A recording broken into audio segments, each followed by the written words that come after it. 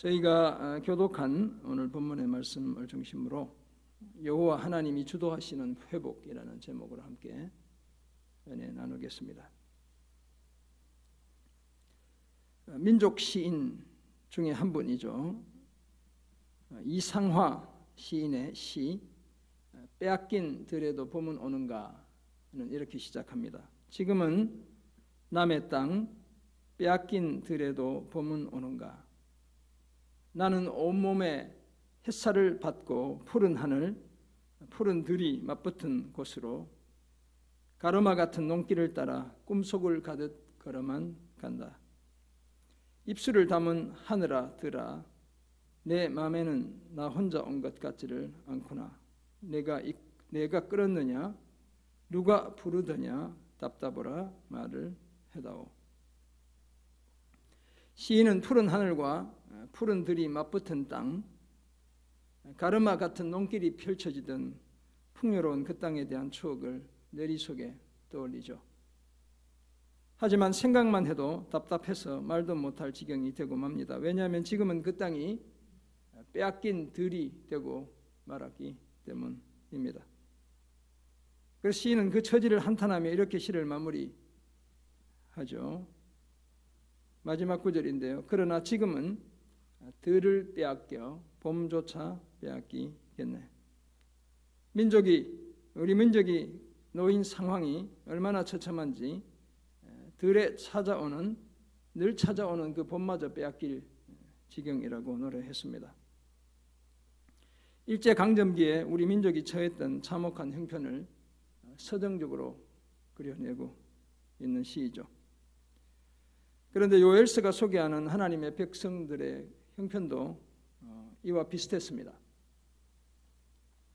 메뚜기로 인한 자연재해에다 바벨론에 의한 인적 재앙까지 겪어야 했습니다. 들판은 해마다 그 들판을 지배하기 위해 찾아오던 생명력 넘치는 봄마저 빼앗길 형국이었습니다.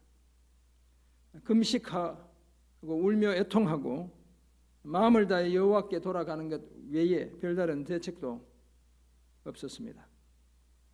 저들 스스로는 그 수렁에서 도저히 벗어날 길이 보이지 않았습니다. 그런 저들을 향한 여호와 하나님의 회복의 역사, 그러니까 오늘 본문 요엘 2장 18절에서 27절을 통해 소개되고 있습니다. 여호와는 자기 땅을 사랑하시고 그 백성을 불쌍히 여기십니다. 메뚜기와 적들을 몰아내시고 그 땅에 진정한 봄이 찾아오게 하시죠.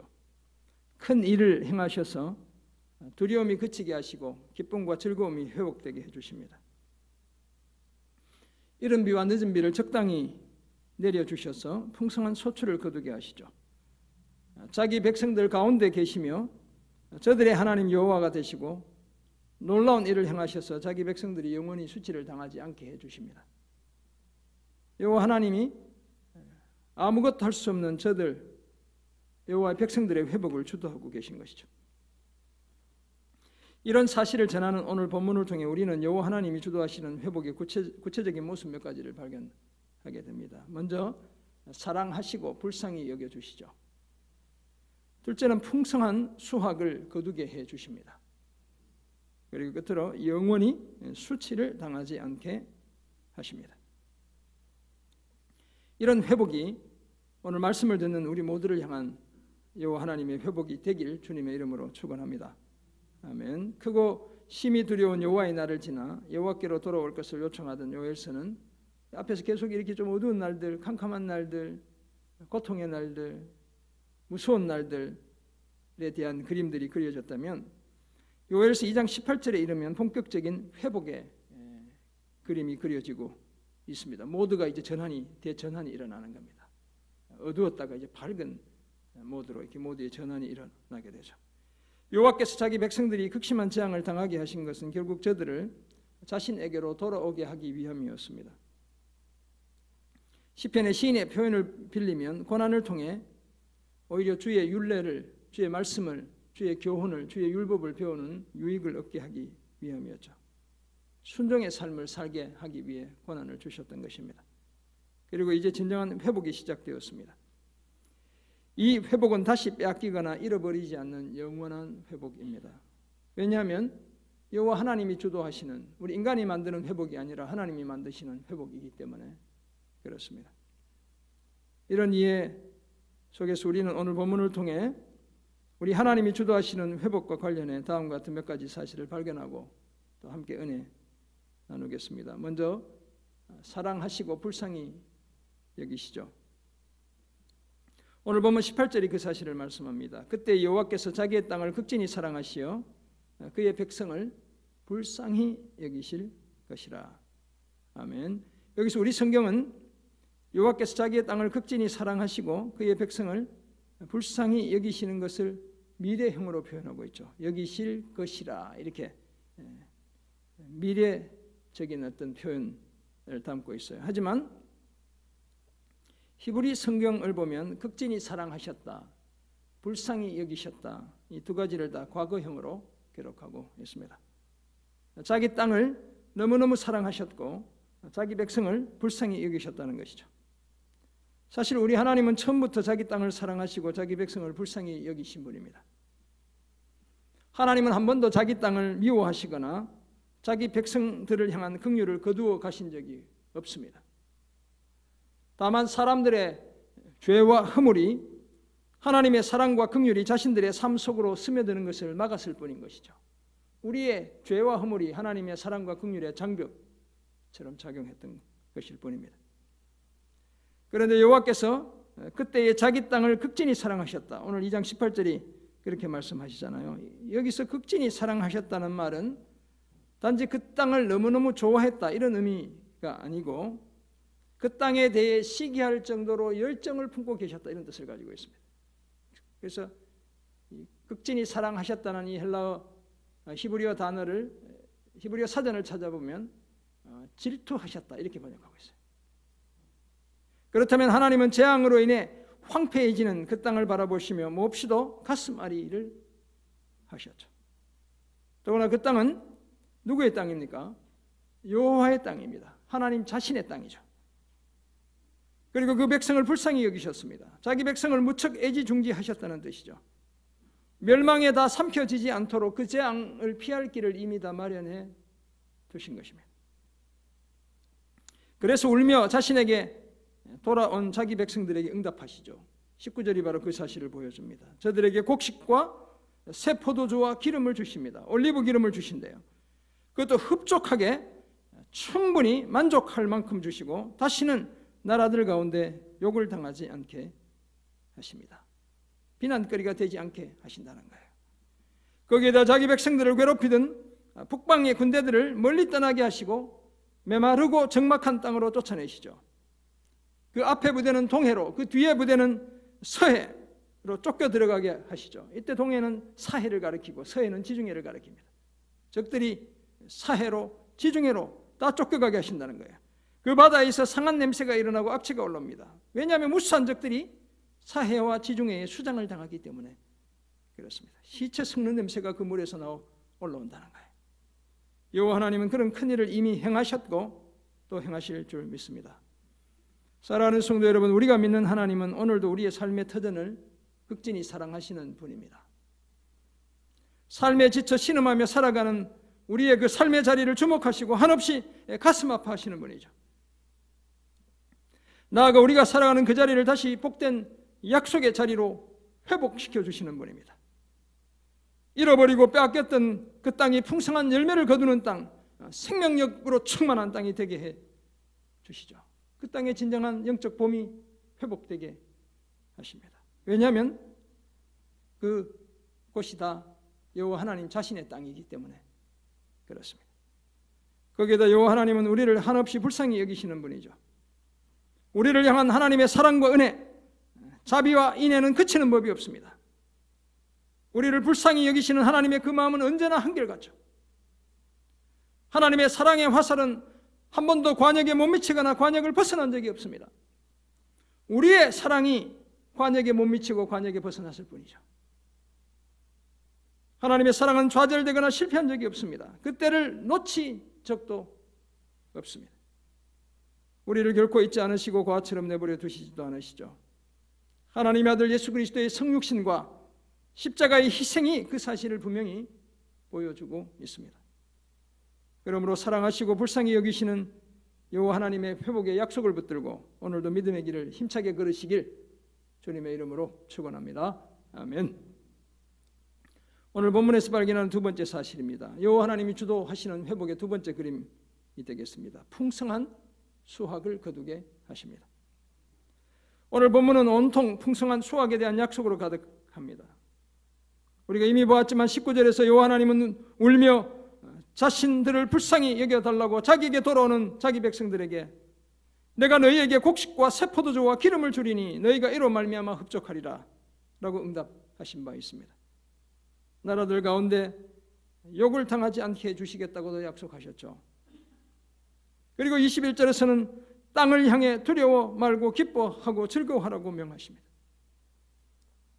왜냐하면 여호와께서 반드시 큰 일을 행하시기 때문에 그렇습니다. 봄마저 빼앗긴 그 들판에 진정한 새봄이 회복되게 해주시기 때문이죠. 거기에다 들짐승들을 향해서도 두려워하지 말라고 명하십니다. 들의 풀이 싹이 나며 나무가 열매를 맺고 무화과 나무, 포도나무가 다 힘을 내기 때문에 그렇습니다. 저마다 넘치는 생명력을 회복하게 될 것을 말씀합니다. 또한 시온의 자녀들 곧 하나님의 백성들을 향해서도 너희 하나님 여호와로 말미암아 기뻐하며 즐거워하라고 명하시죠. 저들을 위해 비를 내리시되 이른 비를 적당히 주시고 이른 비와 늦은 비가 예전과 같게 해주시겠다고 약속합니다. 농사나 목축에 아무런 지장이 없도록 충분히 비를 내려주시겠다고 말씀하고 있습니다. 이제 두려움은 끝이 나고 기뻐하고 즐거워할 때가 도래한 것입니다. 메뚜기 떼도 사라지고 가뭄도 사라졌다면 농부의 수고에 따른 풍성한 수확은 자연스러운 기결입니다. 더구나 여호와의 보호하심 아래에 있기에 적들이 함부로 그 수확물을 노략해 가지도 못합니다. 24절이 그 그림을 보여주고 있죠. 마당에는 걷어들인 밀이 가득하다고 말씀합니다. 독에는 새 포도주와 기름이 넘쳐난대요. 와인 담는 큰 나무로 된 통들 이런 거 TV나 그림을 통해 보셨죠. 바로 그 독을 이야기하는 겁니다. 거기에 포도주를 담는 통에는 포도주가, 올리브 기름을 담는 통에는 기름이 가득 차게 해주시겠다고 말씀하고 있죠. 그것도 전에 여호와께서 보내신 큰 건데 곧 메뚜기와 느치와 황충과 팥중이가 먹은 횟수대로 자기 백성들에게 갚아주시죠. 메뚜기로 인한 그 모든 손실을 다 보상해 주시겠다고 말씀합니다. 이제 하나님의 백성들은 먹되 풍족히 먹습니다. 배가 부르면 이렇게 기분이 좋아지시는 분들 많이 계시죠. 그렇게 풍족히 먹게 해주시겠다고 약속합니다. 당연히 자신들에게 놀라운 일을 행하신 여호와의 이름을 찬송하죠. 거기에다 영원히 수치를 당하지도 않게 될 것을 약속하고 있습니다. 더 이상 메뚜기 떼나 적들에 의해 노략이나 수탈을 당하는 일이 없기 때문에 그렇습니다. 사랑하는 성도 여러분, 우리는 여호와 하나님이 주도하시는 이런 엄청난 회복의 역사를 욥기를 통해 발견할 수 있습니다. 그 출발점은 물론 달랐죠.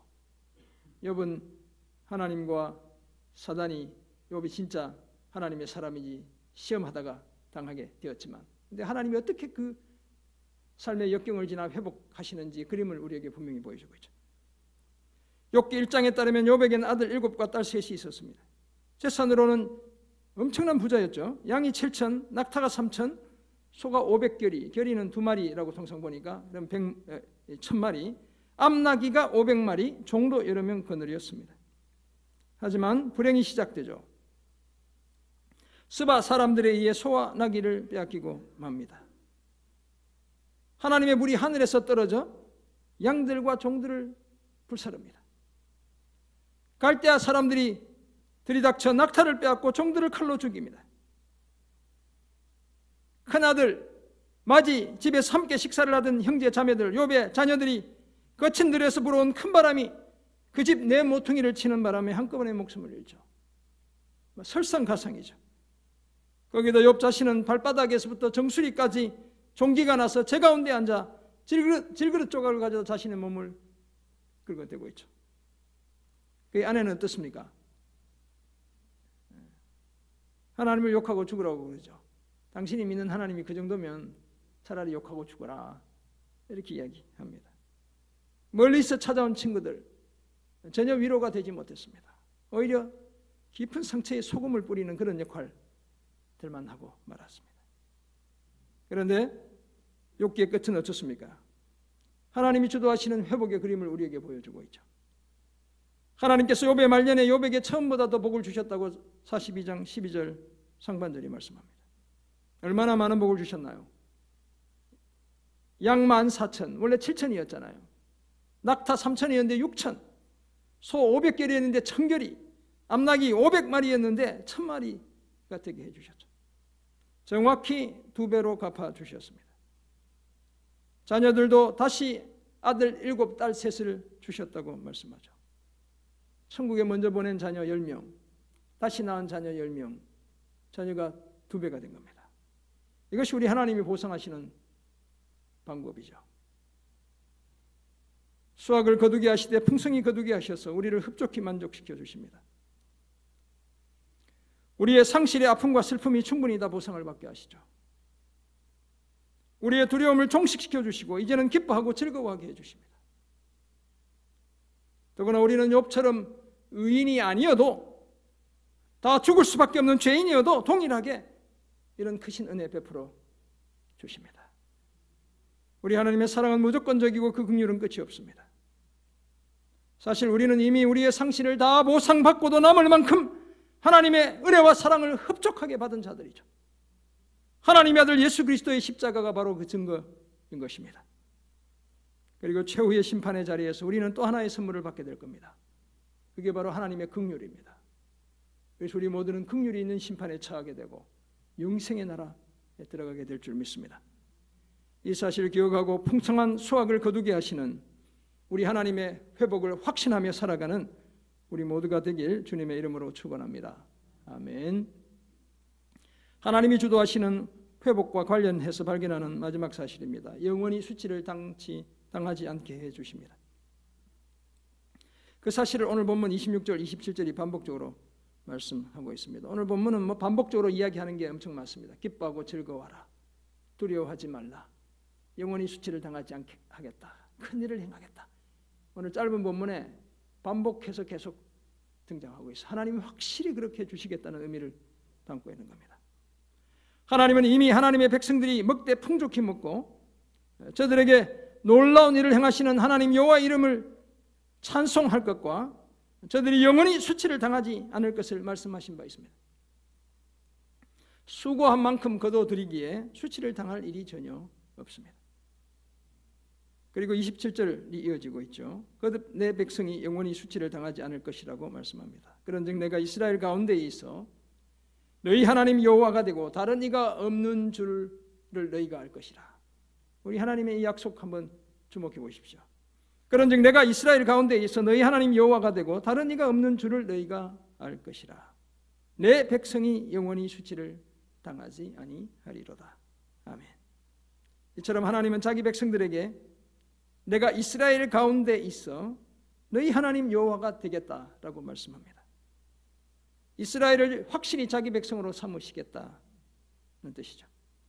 저들 중에 계시며 저들의 하나님 여호와가 되신다는 사실은 여호와 하나님이 저들을 결코 떠나시지 않겠다는 언약적 약속입니다. 그러므로 언약 백성인 저들은 여호와 외에 다른 하나님은 없다는 사실을 분명히 알아야 합니다. 하나님은 십계명의 첫 계명을 통해 명시적으로 이렇게 말씀하셨죠. 너는 나 외에는 다른 신을 내게 두지 말라. 하나님이 율법을 주시며 모세를 통해 주신 첫 번째 계명입니다. 너는 나 외에는 다른 신을 내게 두지 말라. 우리 하나님의 명령입니다.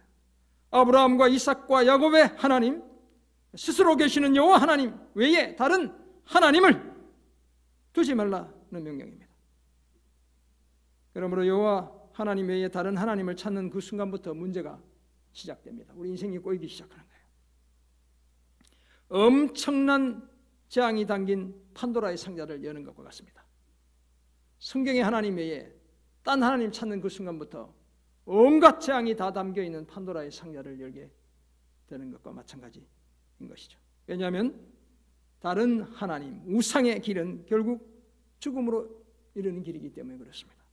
멸망의 길이기 때문에 그렇습니다. 반면에 이스라엘 가운데 계신 여호와 하나님은 자기 백성이 영원히 수치를 당하지 않게 하시는 하나님이죠. 놀라운 일을 행하시며 자기 백성들을 보호하시고 흡족하고 풍족하도록 채워주시는 분입니다. 나라들로부터 수치를 당하는 것이 아니라 오히려 이방의 빛으로 삼으셔서 여호와의 구원을 베풀어 땅끝까지 이르게 하십니다. 자기 백성들을 수치의 대명사가 아니라 구원과 빛의 대명사가 되게 해주시는 그런 분이시죠.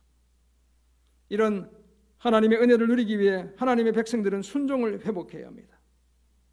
여호와 하나님이 주도하시는 땅의 회복, 농작물의 회복, 기쁨과 즐거움의 회복에다 각자의 순종을 회복해야 하는 것이죠. 그래야 자기 백성들 가운데 계시는 하나님과 친밀한 교제 속에서 살아가며 영원히 수치를 당하지 않습니다. 사랑하는 성도 여러분, 여호와 하나님은 오늘 우리도 영원히 수치를 당하지 않게 하나님이신 줄 믿습니다. 왜냐하면 여호와 하나님이 그때의 이스라엘의 하나님이실 뿐만 아니라 오늘 저와 여러분의 하나님이시기 때문입니다. 성령을 통해 오늘도 우리 가운데 계시고 우리 안에 계시며 우리를 위해 친히 역사하고 계시죠. 심지어 영원토록 우리와 함께 계시겠다고 약속도 해주셨습니다. 한시라도 우리 곁을 떠나시는 법이 없습니다. 하나님의 아들 예수님은 당신의 제자들인 우리를 고아와 같이 버려두지 않으시고 우리에게 다시 오시겠다고 약속까지 해주셨습니다. 심지어 우리 안에 계시겠다고 말씀하셨죠. 왜냐하면 우리가 고아로 살며 수치를 당하지 않기를 원하시기 때문입니다. 이런 여호와 하나님이 우리가 경배하고 섬겨야 할 유일한 하나님인 줄 믿습니다. 더 이상 수치를 당하지 않기를 원한다면 여호와 외에 다른 하나님은 없고 그분의 아들 예수 그리스도 외에 다른 구원의 길은 없다는 사실을 분명히 해야 되겠습니다. 오직 성경의 하나님만이 우리에게 빼앗기지 않는 진정한 회복을, 그것도 영생을 은혜의 선물로 주시는 유일한 하나님인 줄 믿습니다. 이런 회복을 주시는 하나님 앞에서 우리가 회복해야 할 것이 있다면 그것이 바로 순종을 회복하는 것입니다. 진정한 순종을 힘써 우리 삶에 다시 재앙을 초래하는 메뚜기 떼나 북방의 군대를 불러오지 않아야 합니다. 늘 성령을 통해 우리 하나님이 우리 가운데 계시게 해야 될 줄 믿습니다. 하나님이 주도하시는 회복을 확신하고 순종의 삶을 힘써 영원히 수치를 당하지 않는 그런 우리 모두가 되기를 주님의 이름으로 축원합니다. 아멘. 그렇다면 여호와 하나님이 주도하시는 회복과 관련해서 세 가지를 우리가 생각해 보았죠. 사랑하시고 불쌍히 여겨주신대요. 풍성한 수확을 거두게 해주시고 수치를 당하지 않게 해주신다는 이 사실을 우리가 알게 되었습니다. 그렇다면 우리는 이제 어떤 삶을 살아내야 될까요? 첫째, 진정한 순종을 회복해야 합니다. 재앙의 때가 지나고 하나님이 주도하시는 회복의 날이 반드시 우리를 찾아옵니다. 예수 그리스도의 재림을 통해 이 땅의 모든 불의와 부조와 불평등이 사라지는 진정한 새날도 반드시 도래할 것입니다. 그날을 기다리며 우리는 여호와 하나님께 대한 순종, 말씀에 대한 순종, 그리스도의 복음에 대한 순종을 회복해야 합니다. 성경은 순종이 제사보다 낫고 듣는 것이 순양의 기름보다 낫다고 말씀하죠. 그렇다면 우리는 하나님을 사랑하고 이웃을 사랑하라는 그 하나님의 말씀, 그 말씀에 순종해야 합니다. 이기적이고 교만했던 삶을 정리하고 하나님 중심의 겸손한 삶을 회복해야 합니다. 자기 십자가를 지고 끝까지 예수님을 따르는 그 제자의 삶도 회복해야 될 줄 믿습니다. 코로나 때문에 잊고 지냈던 그 섬김과 봉사의 삶도 다시 회복해야 될 줄 믿습니다. 이제 몇 주 남지 않았어요. 이제 코로나 핑계 댈 수 있는 날들이 몇 주 남지 않았다고요. 네, 다 이제 풀릴 겁니다. 이제는 코로나 무서워 교회 못 간다 이런 핑계 댈 수 없는 날이 곧 다가온다고요. 아멘이시죠? 그날은 빨리 와야 되니까 반드시 오게 될 겁니다. 이제 뭐 더 이상 어떻게 막겠어요? 이제 더 이상 핑계할 수 없습니다. 핑계대고 잊고 지냈던 섬김과 봉사의 삶 다시 회복해야 될 줄 믿습니다. 이런 진정한 순종을 회복해 하나님이 주도하시는 그 빼앗기지 않는 회복을 풍성하게 경험하고 누리는 우리 모두가 되기를 주님의 이름으로 부탁드립니다. 아멘. 두 번째 적용점, 사랑하고 불쌍히 여겨야 합니다. 오늘 본문에 따르면 하나님은 자기 땅을 18절이 그렇게 말씀하잖아요. 극진히 사랑하신다. 우리 성경이 참 재미있게 번역했어요. 제가 앞에서 말씀드렸지만 질투하신다 이런 뜻을 갖고 있는데 그 땅이 침탈을 당하는 걸 보고 하나님이 질투가 날 정도로 그 땅을 사랑하신다는 거예요. 그래서 극진히 사랑하신다 이렇게 번역했어요. 뿐만 아니라 자기 백성들을 언제나 불쌍히 여기시는 분이죠. 이런 하나님의 회복의 약속을 받아든 우리가 힘써야 할 삶이 그렇다면 사랑하고 불쌍히 여기는 바로 이런 삶인 것입니다. 먼저 우리도 우리 각자의 삶의 자리와 섬김의 자리를 사랑해야 합니다. 왜냐하면 하나님이 그 자리에 우리를 보내셨고 그래서 오늘 우리가 그 자리를 지키고 있기 때문입니다. 더구나 그 자리가 지금은 비록 척박해도 하나님의 꿈이 머무는 약속의 자리이기 때문이죠. 제가 구역을 지역으로 재편하면서 멀리 사는 분들을 화소동 이쪽 동네에 구역장으로 섬기 주시라고 배치를 했어요. 그래서 왜 나는 내 동네가 아니고 이 동네냐 이렇게 하시는 분들 주님이 사랑하시기 때문에 그렇게 한 줄 믿습니다. 능력이 있기 때문에 제가 보고 충분히 감당할 능력이 있는 분들이기 때문에 그렇게 세우는 거예요. 하나님이 특별히 사랑하시는 겁니다. 나에게 주신 그 땅 주님의 땅인 줄 알고 더 사랑해야 되죠. 또한 우리는 서로를 불쌍히 여겨야 합니다. 불쌍히 여긴다는 것은 무척 아낀다는 뜻입니다. 재앙이 삼키지 못하도록 특별히 지키고 보호한다는 뜻을 가지고 있습니다. 우리 지체들을 바라보는 우리의 모습 또한 이러해야 하는 겁니다. 막 찌질하고 막 못나고 이렇게 해서 불쌍한 게 아니라 정말 아끼고 보호해주는 불쌍히 여김을 이야기하는 거예요. 서로 애지중지해야 하고 지키고 보호해줘야 합니다. 그래야 하나님이 바라시는 회복된 공동체를 함께 만들어갈 수 있습니다. 지난주에도 보았지만 하나님은 우리 개인의 회심을 요구하실 뿐만 아니라 공동체 전체의 영적 각성을 요구하고 계셔요. 함께 아름다운 공동체를 이루어갈 수 있습니다. 그러므로 우리가 머무는 자리를 사랑하고 서로 불쌍히 여기는 삶을 늘 힘쓰는 우리 모두가 되기를 주님의 이름으로 부탁드립니다. 아멘. 우리 몸의 뼈의 경우 한번 부러졌다 다시 붙으면 더욱 단단해진다는 이야기가 있습니다. 그런 얘기 많이 들어보셨죠? 네. 꽤나 널리 퍼져 있는 얘기지만 의학적으로 이것이 사실이 아니래요. 뼈가 다시 붙는 과정에서 일시적으로 골절 부위가 두꺼워지는 현상이 나타나기 때문에 나온 속설이라고 말합니다. 완치되면 얼마 안 가서 똑같이 원래대로 되돌아온다고 이야기합니다. 정형외과 계시는 의사분이 계시면 아마 검증 한번 해보시면 좋겠습니다. 제가 저희 아내한테 물어봤더니 성장기의 애들은 단단해질 수도 있는데 그렇지 않다고 이야기해요. 오히려 한번 부러졌던 뼈는 더 약해지는 경우가 많죠. 그래서 우리가 나이가 들어서 뼈가 한번 부러지면 그 부분이 약해져서 계속 고생하게 되는 겁니다. 뼈가 지속적으로 압력을 받으면 골밀도가 올라가죠. 이걸 골절이 만들어낸 효과로 착각하는 겁니다. 의학적으로 골절은 오히려 뼈의 건강에 부정적인 요인에 해당합니다. 정말 뼈가 튼튼해지고 싶다면 어떻게 해야 돼요? 좀 체중을 늘리고 운동을 해야 되는 거지 뼈를 부러뜨리면 안 되는 겁니다. 네. 밥 많이 드시고 운동 열심히 해야 되지 뼈가 부러졌다 다시 붙으면 튼튼해진다는 이 엉터리 속설을 믿고 부러뜨리면 안 된다는 거예요. 이처럼 뼈가 부러졌다가 다시 붙는 경우와 마찬가지로 사람이 주도하는 회복은 확실하지도 영원하지도 않습니다. 늘 부족하고 불완전합니다. 반면에 여호와 하나님이 주도하시는 회복은 전혀 다른 얘기가 되죠. 이전보다 더 강해집니다. 더 풍성해집니다. 더 다채로워지죠. 모든 상실이 다 보상을 받습니다. 약한 것 오히려 훨씬 더 강해지는 대역전이 일어나죠. 그리고 그 효과는 일시적인 것이 아니라 영원합니다. 주님의 십자가가 그 사실을 보여주고 있는 거예요. 왜냐하면 전능하신 여호와 하나님께서 끝까지 우리 가운데 계시며 우리를 책임져 주시기 때문입니다. 사랑하는 성도 여러분, 여호와 하나님이 주도하시는 회복에 관한 말씀을 묵상한 우리는 하나님께서 우리 삶도 회복하신다는 사실을 확신해야 될 줄 믿습니다. 그 회복은 우리를 극진히 사랑하시고 불쌍히 여기시는 데서 출발합니다. 그리고 그 회복은 우리로 하여금 풍성한 수확을 얻게 해줍니다. 거기다 하나님께서 항상 우리 가운데 계시기에 영원히 수치를 당하지 않습니다. 우리는 천국에 들어갈 때 당당하게 어깨 펴고 들어갈 수 있게 되는 겁니다. 이 사실을 믿는 우리는 이제 진정한 순종을 회복해야 합니다. 하나님이 보내신 내 삶의 자리를 사랑해야 하고요. 서로 진심으로 불쌍히 여겨주어야 합니다. 여호와 하나님이 주도하시는 회복의 확신 가지고 서로 사랑하며 섬기는 아름다운 신앙 공동체 함께 이루어가는 우리 모두가 되기를 주님의 이름으로 축원합니다.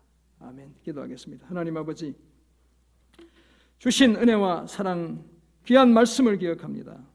십자가의 그 희생과 사랑을 기억한다면 주님이 이미 이루신 이 놀라운 회복의 은혜, 주님 풍성하도록 누리며 살아가는 우리 자신의 모습을 발견합니다. 오늘 여전히 척박한 삶의 자리 지켜내는 일에 고군분투하는 주님의 사람들 한 분 한 분 찾아가 주시고 위로하시며 격려하시고 주님 사랑하시고 불쌍히 여겨주시고 풍성한 수확 거두게 하시며 다시는 세상 사람들로부터 수치당하지 않도록 은혜 위에 은혜 더해 주옵소서. 감사드리며 존귀하신 예수 그리스도의 이름으로 기도드립니다. 아멘.